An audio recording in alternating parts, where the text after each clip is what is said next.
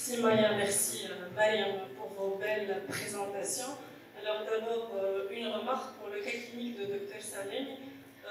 Là, pour poser le diagnostic, la biopsie chirurgicale est incontournable parce que le diagnostic des vascularités en cas, soit on a l'anticorps, soit il nous faut une preuve histologique. Et donc, moi, pour annoncer le diagnostic à mon patient, il me faut une preuve histologique du granulome ou de la vascularite dans le poumon.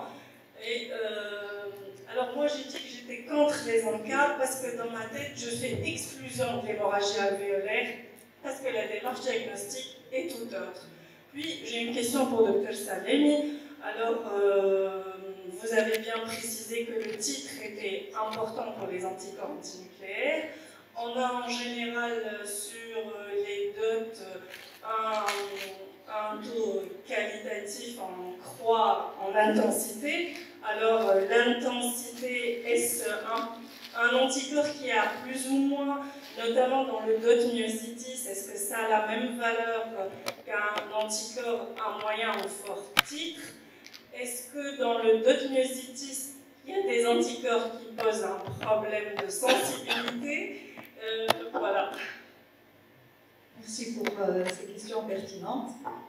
Alors, pour revenir au cas de patient que j'ai présenté, j'ai présenté ce cas pour un peu discuter de ces formes-là idiopathiques qui ont une allure idiopathique, mais qu'on a des auto-anticorps et on a aussi des arguments, notamment il avait du verre dépoli, on sent qu'il y a de l'inflammation. Et c'est juste pour dire, est-ce qu'on est en droit de dire que c'est une maladie auto-immune? Ce n'est pas une autopsie vascularite en cas avec tous les signaux ORL, l'atteinte rénale, neurologique, tout ça. Et juste pour éviter au patient un geste invasif et lui donner sa chance avec un traitement corticoïde et immunosuppresseur. Et ceci est aussi basé sur les données de la littérature parce que ce patient, si on attend, il peut faire sa vascularite dans 5 ans, 10 ans, 12 ans. Et comme j'ai montré ici dans l'étude longitudinale, ce sont des patients qui ont évolué très tard vers une full LPA. Pour la question sur les DOT, alors c'est important lorsqu'on interprète un DOT de voir une fluorescence. Et moi j'aime toujours les cas que j'ai montrés là, lorsque j'ai une bande sur l'RNP ou sur les 770, j'ai un substratum immunologique sur l'immunofluorescence, une sémiologie en immunofluorescence qui montre que ce que je trouve sur le DOT c'est un vrai positif. Après en pratique courante on a beaucoup de positivité faible. Et là, les positivités faibles peuvent avoir plusieurs origines. Il y a premièrement l'hypergamma polyclonal. On peut avoir, parce que ce sont des tests qui sont faits pour des patients qui ont un taux d'IgG. Parce que finalement, qu'est-ce qu'on cherche? On cherche des IgG. Donc si vous avez un patient qui a une hypergamma polyclonale, il va accrocher un peu partout. Et on peut s'apercevoir rapidement qu'il aura des F2 négatifs. Et puis, il va sortir centromère, SSA, J1. C'est trop beau pour être vrai. Et puis je vais demander l'électrophorèse des protéines. Je vais trouver qu'il a, par exemple, un pic assez important qui explique ce bruit de fond. Il y a aussi certaines spécificités, comme le PMSL, qu'on voit souvent sans aspect en fluorescence. Et moi, tout ce qui est positif faible avec une fluorescence négative, pour moi, ce n'est pas significatif et ça ne va pas rendre service aux cliniciens. Vous le sortez sur le DOT ou vous ne le sortez pas? C'est ça en fait, nous on reçoit le résultat du DOT, on n'a pas. Comme j'ai dit, lorsqu'on a une immunofluorescence négative et j'ai un DOT, je le tolère pour les synthétases, pour le RO52, pour certains, par exemple pour l'RNP ou les SEN ou le PMSL, franchement, lorsque les deux est négatif, je me dis c'est un accès de sensibilité. Et donc il faut avoir cette expertise de connaître les performances des kits. On a parfois aussi la facilité de contrôler une spécificité par notre kit et puis de regrouper et de matcher les résultats trouvés. Mais comme j'ai dit dans ma présentation, se méfier des positivités comme ça, lorsque vous avez un résultat en typage sans immunofluorescence, il faut avoir un œil critique là-dessus. Pour rejoindre le cas clinique qu'a présenté le Dr Alec, il y a 2-3 mois dans le service, une présentation scannographique pattern UUP. Et quand on est dans la situation de pattern UUP, et contexte idiopathique, on ne va pas à la biopsie chirurgicale. Donc là, les choses se compliquent plus. Idiopathique, hein, aucune manifestation extra-respiratoire. Et là, on est dans une situation de conclure fibrose pulmonaire idiopathique. Aucun point d'appel. Parce qu'on a fait des anticorps, des ANCA, et dans cette recommandation, c'est pour ça qu'il s'est peu recommandé, nous avons eu des cas positifs MPO, et le patient, ça n'a pas tardé à évoluer dans les mois qui ont suivi. Il a été hospitalisé dans un tableau aigu, hématurgie, syndrome néphrotique, plasma, afférèse, échange, etc., décès du patient. Je pense que cette notion de pratique de ancrage, je ne sais pas s'il partage un peu cet avis, c'est beaucoup plus prédictif. Et on est dans des situations d'impossibilité de faire un diagnostic autrement. Parce que ce n'est pas des patients qu'on va proposer pour biopsie, parce qu'ils ne sont pas biopsiables. Oui, donc après ce démarrage, donc on va donner la parole à notre collègue algérien. Juste pour revenir à celui du vasculaire, on ne va pas détecter ni par la clinique ni par le scanner, mais c'est des micro-hémorragies qui vont, avec le temps, atteindre l'interstitium. Alors, juste merci de me donner la parole, juste pour votre cas, en ce qui concerne la vascularité et en cas positif. Moi, j'ai eu un cas qui avait fait PID, ensuite il y avait LPO, LK positif. On a suivi des années. On attendait avoir un signe clinique de vascularité. Il est resté en cas positif, PID qui évoluait, et il n'y avait plus aucun signe extra-respiratoire de vascularité. En faisant un peu la littérature, on s'est rendu compte qu'il y a un phénotype particulier. Micro-angélie limitée au poumon. Et là, on s'est dit, voilà, c'est un cas, donc il faut faire attention à ces gens-là qui ne vont jamais évoluer, qui vont rester comme ça, qui vont avoir une PID progressive, c'est-à-dire qu'il va progresser. Toujours, oui, voilà, ça va.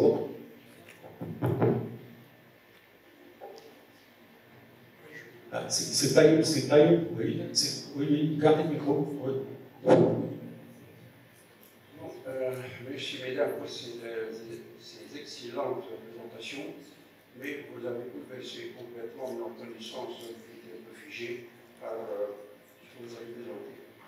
Le problème pour moi, sur l'immunologie, c'est la contribution dans la discrimination des différentes entités et particulièrement de la fibrose pulmonaire idiopathique. On a vu que le caractère idiopathique n'est que provisoire. Il y a des marqueurs ultérieurs et il y a des manifestations cliniques, d'autres signes immunologiques, et donc ça pose le problème pour moi de l'utilité du lavage populaire qui n'est pas recommandé, parce que je sache, dans la fibrose idiopathique. Ces fibroses apparemment idiopathiques cachant probablement des manifestations genre connectivite, des choses qui répondraient à autre chose que les antifibrosants. Donc, est-ce qu'il ne serait pas utile de faire le LBA? Et puis, en ce qui concerne le traitement, est-ce qu'on se donne un peu de temps avant de prescrire les antifibrosants, en essayant par exemple les corticoïdes ou bien autre chose? Très bien. Donc, c'est une question par rapport. Le problème, c'est la fibrose pulmonaire idiopathique qui cacherait d'autres étiologies, et ceci s'impliquera dans le traitement et dans l'approche thérapeutique. D'accord. Je vais poser la question, je vais répondre d'une manière différente, mais je vais répondre à votre question. Par exemple, supposons que nous sommes en face d'une PHS et dont le pattern scanographique est celui d'une UUP.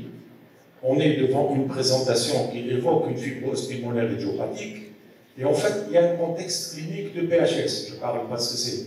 Là, il est recommandé, si on a cette orientation, il est recommandé de faire le LBA, malgré qu'on est en face d'un pattern d'UEP, et le LBA peut être très contributif dans ces dans cette présentation qui, si on était dans un contexte idiopathique, on n'aurait pas eu besoin de faire le LBA.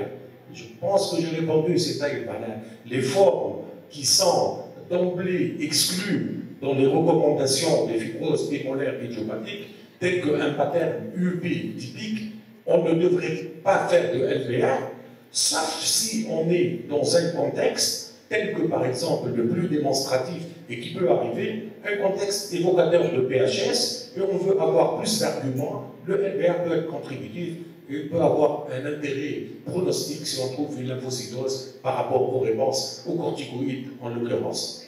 Je ne sais pas si j'ai répondu en partie à votre question, Setaï. Bien.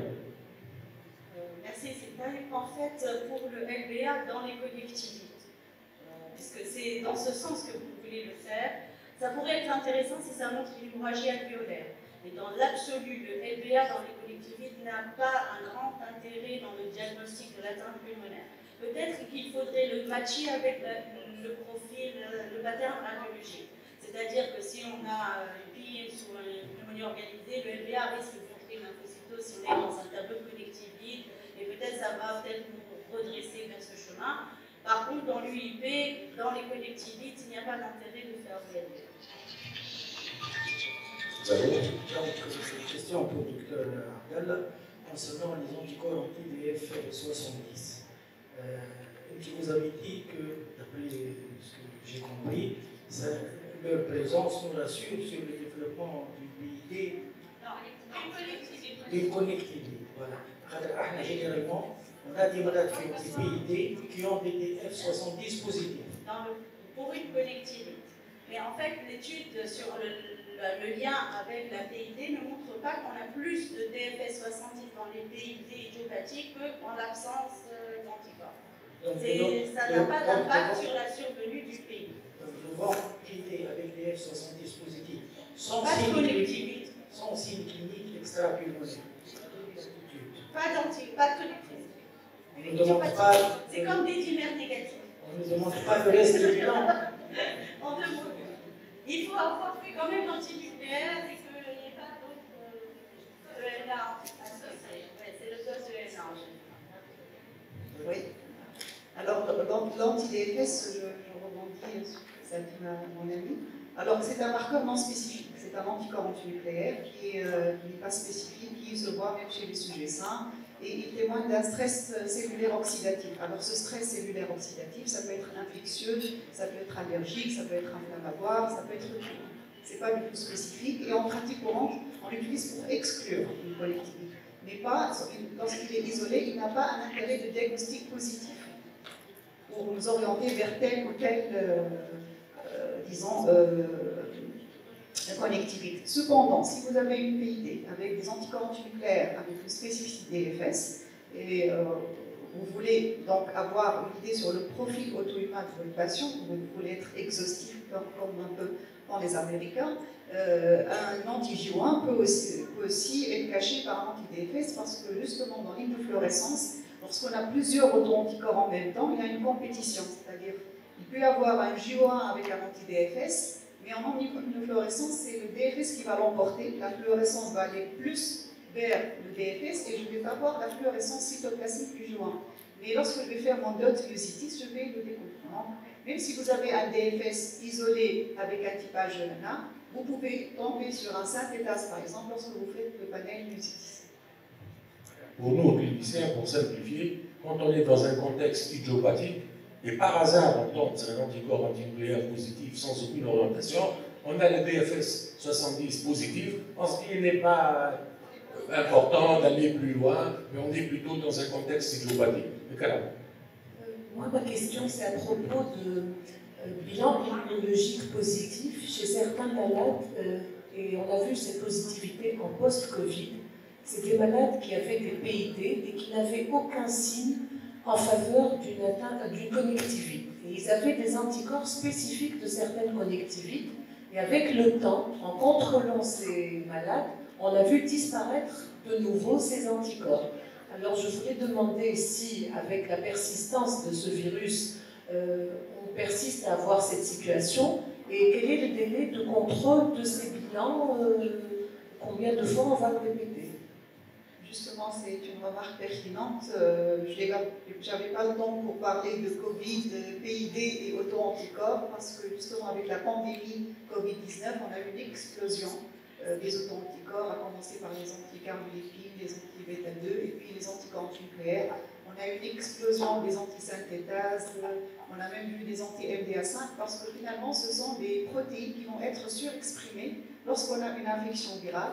Et dans ce contexte d'explosion cytokinique avec une stimulation non spécifique de toutes les cellules de l'immunité, ces clones-là, ces antigènes-là vont induire une réponse auto-immune. Alors, il faut raisonner avec l'infection Covid comme avec tout autre virus. Si j'ai un terrain prédisposé à faire une maladie auto-immune et j'ai un Epstein-Barr, ou bien un Covid, ou bien une vaccination, ou bien n'importe quel autre virus, et je suis déjà prédisposé, l'infection Covid va en fait accélérer l'apparition de la maladie auto-immune. Et ce qu'on voit, ce qu'on a vu le plus souvent chez ces patients-là, c'est qu'il y a une dérégulation avec l'infection Covid, puis tout est rentré par l'ordre, par justement, ils ont des gènes protecteurs. Ils étaient à certains moments au carrefour. Est-ce que je vais aller vers une maladie auto-immune ou je vais rétablir mon homéostasie? J'ai des gènes qui sont protecteurs, donc après, disons, l'agression, la stimulation par l'antigène, le système immunitaire retrouve son équilibre et tout rentre dans l'ordre. Et c'était qu'un épiphénomène provisoire. Et puis, pour le contrôle, nous, on préconise des délais de 3 à 6 mois. Donc, finalement, ça peut être l'infection. Elle peut déclencher une maladie qui était jusque-là latente. Et c'était parce qu'un patient qui avait toute la mosaïque de l'auto-immunité, il avait les gènes, il avait d'autres facteurs, il était fumeur, il avait tous les éléments. C'était une femme en pause d'activité génitale, donc elle avait tous les facteurs hormonaux et génétiques. Il lui manquait disons, un facteur déclenchant de la maladie auto-immune, et elle va faire sa maladie. On a l'impression que la Covid, c'est elle qui était responsable de la maladie, mais c'était vraiment disons, la goutte qui avait débordé le verre. Il y a d'autres patients qui vont avoir une petite dérégulation, peut-être un Covid lent, et avec le temps, tout va entrer dans l'ordre. Donc, tout dépend de notre organisme qui va retrouver son équilibre avec des gènes de protection, avec l'hygiène de vie, avec, disons, tous les éléments qui sont importants, ou bien il va basculer et entrer dans une voie qui est irréversible, qui est la maladie auto-immune. On a d'autres interventions, Sonia, puis 3 interventions. Je vais appeler, parce que là le temps passe, je vais appeler le Dr Harbi et le Dr Henda Naji pour passer ici. Donc on va rajouter une chaise, donc c'est passé.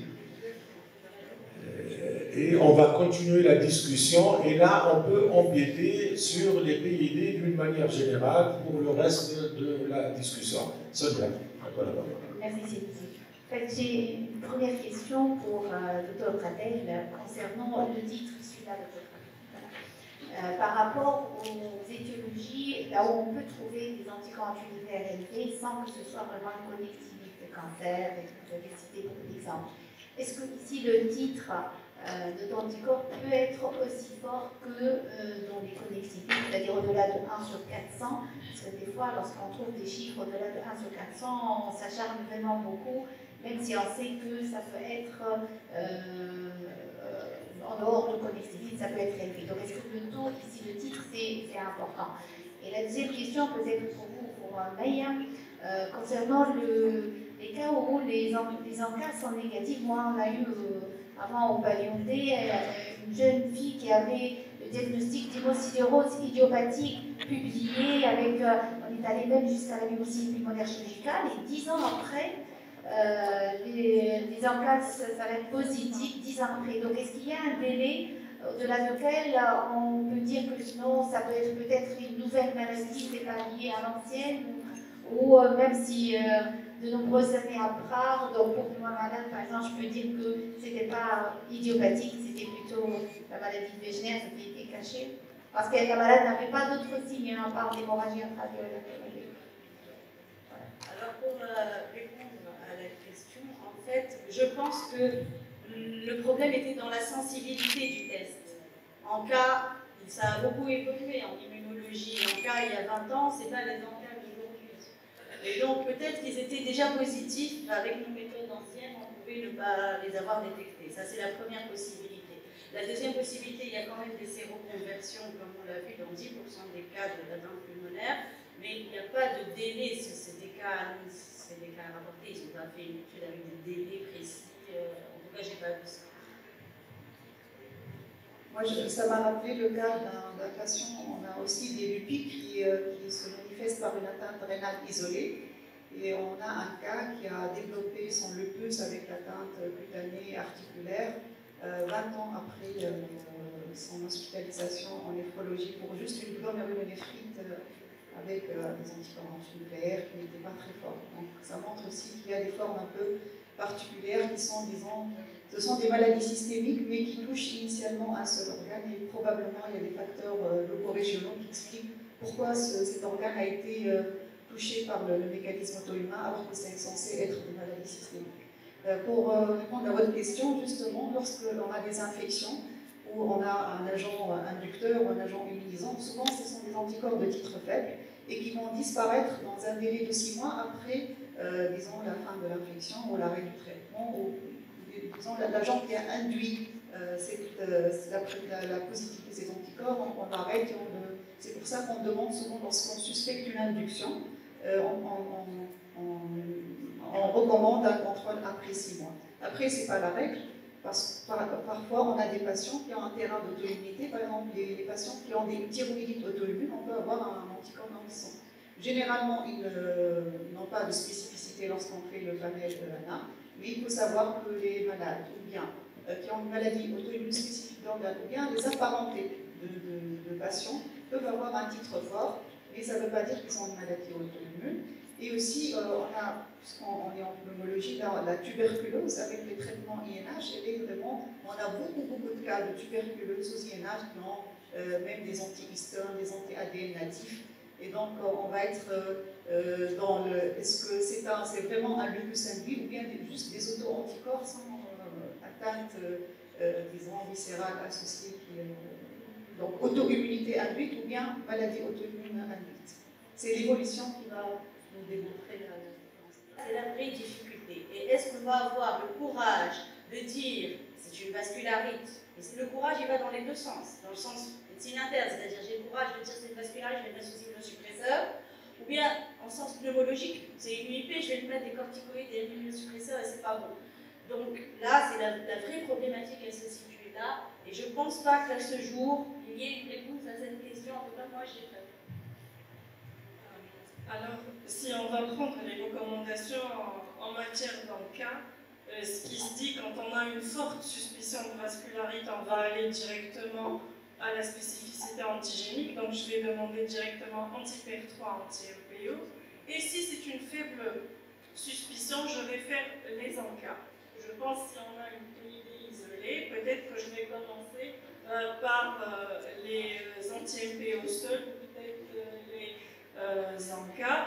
Après, je vais vous raconter un petit vécu. Donc, c'était un patient de, je ne sais pas, il était âgé en médecine interne et il avait une PID traitée en ville pendant pas mal de temps, quelques années, sous une petite dose de corticoïdes et il menait sa vie à bien et il atterrit en médecine interne parce qu'on lui détecte une atteinte rénale et c'était une vascularite, je pense, anti-MPO. En tout cas, en Tunisie, c'est l'impression que j'ai, c'est qu'on a plus d'anti-MPO que d'anti-PR3. Et là, on va faire un schéma vascularite à ANCA, c'est-à-dire corticoïdes plus cyclophosphamide, la totale. Et ce vieux monsieur qui menait sa vie à bien, en quelques semaines, il atterrit en réanimation pour une complication infectieuse. Et là, il décède en réa. Et donc, c'est juste pour vous dire aussi, quand on fait un diagnostic, on ne donne pas peut-être la chance aux patients. Il faut peser le pour et le contre. C'est vrai qu'il avait la vascularite, il avait une atteinte rénale histologiquement documentée, il avait l'atteinte pulmonaire qui était là, mais voilà, c'est les complications liées au traitement. C'est juste pour partager.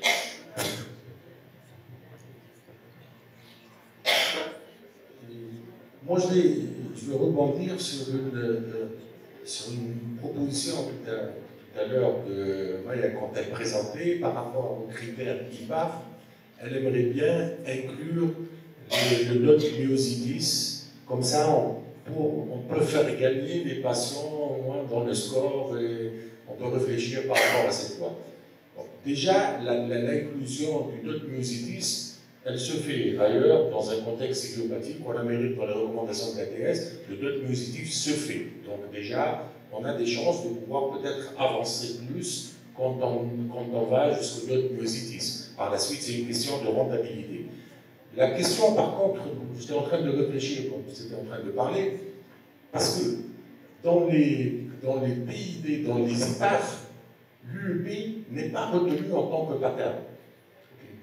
Donc, à la limite, faire basculer toutes les PIMS et tout ça avec un score, avec d'autres myositis, peut faire, disons, ne pas faire bénéficier, moi je dirais, le patient de la possibilité d'une biopsie chirurgicale. Parce qu'ils sont prudents. Moi, je me suis toujours posé la question pourquoi l'UEP ne fait pas partie des critères du PAF. Ils y réfléchissent, il y a une grande réflexion là-dessus. Mais rien que pour répondre à votre question, le fait qu'on n'ait pas le pattern UEP, donc on est plus dans des situations autres qu'UEP, et il serait peut-être plus judicieux d'aller plus pousser, voir la biopsie, que de se contenter d'un score peut-être de façon...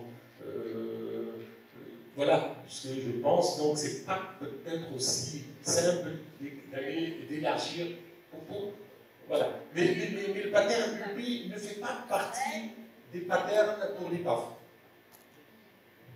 Juste pour répondre à la question de ce qu'il faut faire, on a une étude en cours avec le Dr Marie Mujid. On va faire le screening de tous les autoanticorps pour les PID et Inch'Allah, on vous présentera le résultat. Est-ce que les encas ils ont une valeur ajoutée ou pas? L'étude longitudinale que j'ai montrée sur l'IPAF, c'était de l'aspect pneumopathie organisée, le seul associé à une progression vers une connectivité. Le PID significatif entre l'IPAF progressive et l'IPAF non progressive. Je pense qu'on arrive au terme de la séance de la matinée. On va pas le refuser notre invité, le Dr Tap et Algérien qui sont parmi nous. À toi la parole, Dr. Merci pour cette générosité. Je voulais juste soulever un petit point sur le dépistage des PID dans le cadre des collectivités, notamment la sclérose dernier, et la phase de l'échographie thoracique avec le son des LCO. Le Dr Tap est tellement expert dans l'échographie thoracique. Du lycée. Pardon, je suis coordinateur du groupe d'échographie thoracique algérien, et je pense que Famille Islam se lance sur le domaine et elle a beaucoup à apporter à l'échographie thoracique tunisienne. Je lui souhaite beaucoup de courage. En tous les cas, demain, on va animer un atelier ensemble en échographie thoracique. Et du coup, pour un peu essayer de répondre à la question des dépistages des mobilités, notamment des conjonctivites, l'échographie thoracique, c'est un outil qui est vraiment très simple à utiliser, mais aussi à apprendre, par l'irradiation. Et ça permet un dépistage plus ou moins précoce de certaines formes de PID, bien sûr, dans la sclérodermie, surtout si cela est couplé à la DSLO qui est parfois une anomalie apparaît plus précoce en DSLO par rapport à l'imagerie standard, notamment la TDF thoracique. Il y a de petites études faites sur ce sujet-là, et je pense que c'est un sujet plutôt de futur, de recherche pour essayer un peu de. Donc, je vais répondre alors, concernant la combinaison des LCO échographiques dans le dépistage. C'est vrai qu'il y a des études qui montrent que c'est intéressant dans la sclérodermie, dans le dépistage de la PID, mais plus, je pense, dans la progression avec l'apparition d'autres anomalies qui sont. C'est plus simple de suivre par écho que par scanner. Dans la progression, c'est certaines tendances. Dans le dépistage, les recommandations de l'ACR 2023 qui seront publiées l'année prochaine n'incluent pas l'échographie dans les recommandations pour le dépistage de la PID dans les collectivités. L'intérêt également de coupler à l'EFR, c'est intéressant. Il est prouvé que le fait d'avoir des lignes décorrélées a le plus de corruption, au moins de bonne survie, etc. Peut-être, là je reviens sur la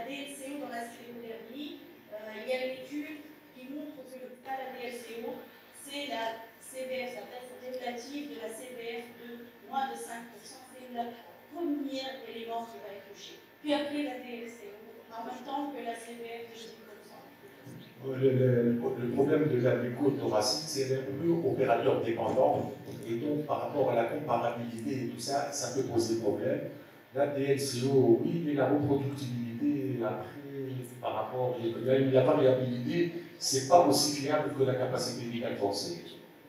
Voilà. Donc, Mesa le confirme. On arrive au terme de cette séance du matin. Là, il est 1h15.